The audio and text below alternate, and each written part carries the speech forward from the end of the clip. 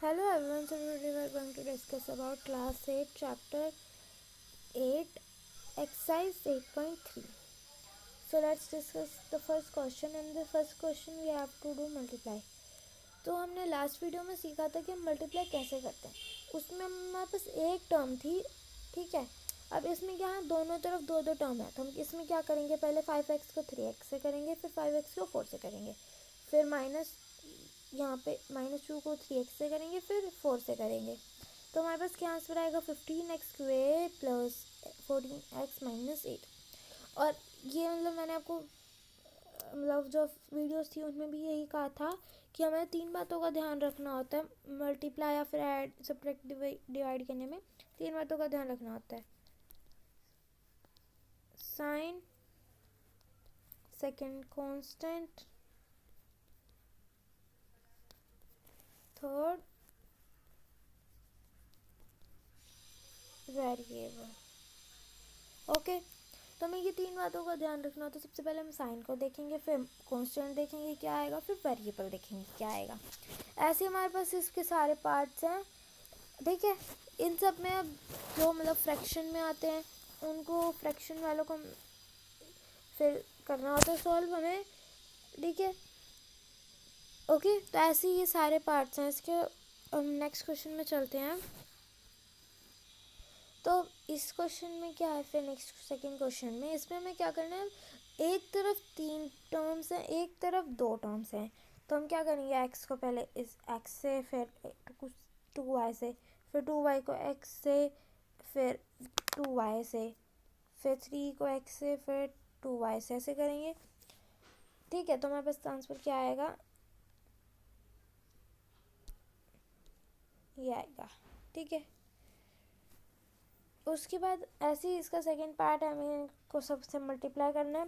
फिर third question आता है, इसमें भी हमें मल्टीप्लाई करना है, दोनों तरफ 3 टर्म्स हैं, ठीक है। तो ऐसे ही सबको एक मल्टीप्लाई करना है, इधर फिर इधर फिर इधर, ऐसे मतलब सबसे मल्टीप्लाई करना है, तो हमारे पास आंसर आ जाएगा। और 3 बातों का ध्यान हमेशा रखना है, साइन, कांस्टेंट और वेरिएबल का।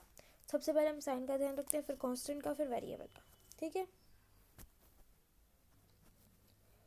अब जो फोर्थ क्वेश्चन है इसमें क्या है कि हमें मल्टीप्लाई करना है सबसे। तो क्या करेंगे, अब इसमें हम पहले तो हम इन दोनों को मल्टीप्लाई करेंगे।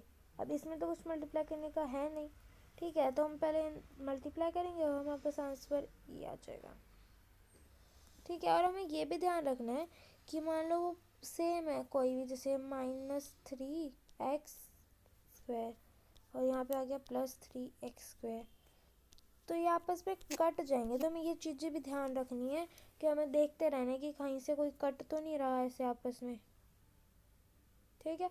ऐसे अब हमारे पास सारे क्वेश्चंस ही ऐसे हैं इसमें, मतलब पूरी एक्सरसाइज में मल्टीप्लाई करना है। मैंने आपको मतलब बता दिया था कैसे करते हैं मल्टीप्लाई, वैसे इन सब में हमें मल्टीप्लाई करना है, ठीक है। अब लास्ट फिफ्थ क्वेश्चन है, वो थोड़ा सा अलग है, वो हम बताते हैं आपको। तो अब इस फिफ्थ क्वेश्चन में क्या है, हमारे पास 2 एडजेसेंट साइड्स हैं रेक्टेंगल की, जो इनकी वैल्यू ये और ये है। तो हमें क्या फाइंड आउट करना है कि उसका एरिया फाइंड आउट करना है। तो हमने एक पहले रेक्टेंगल बनाया, उसकी 2 साइड्स थी, एक तो ये वाली साइड थी वो यहाँ पे, एक ये वाली साइड थी वो यहाँ पे, ये इस साइड ये और फिर ये, ठीक है। ये साइड्स होगी। अब हमें क्या करना है, क्या निकालना है, एरिया। एरिया का फॉर्मूला क्या होता है, लेंथ इनटू ब्रेथ। बस ये जो 2 आ गए, अब हमें इन्हें मल्टीप्लाई करना है। ये 2 हमारे पास थी, हमारे पास ये वैल्यूज़, अब हमें इनको मल्टीप्लाई करना है। तो मल्टीप्लाई करने के बाद हमारे पास आंसर ये आएगा। और हमें इसमें कुछ गिवन नहीं है हमारे पास कोई भी यूनिट, तो हमें क्या लिखेंगे, सीधा हम यूनिट से लिख देंगे। और एरिया किस में आता है, स्क्वायर में। तो इसका आंसर क्या आएगा, जो उसके साथ हम क्या लगाएंगे, स्क्वायर यूनिट्स, ठीक है। ऐसी ही हमारी एक्सरसाइज थी 8.3। इसमें सब क्वेश्चंस में मल्टीप्लाई करना था, और मैंने आपको मतलब मल्टीप्लाई करना सिखा दिया था पहले कैसे करते हैं मल्टीप्लाई। तो ये हमारी एक्सरसाइज कंप्लीट होती है। So thank you, have a nice day.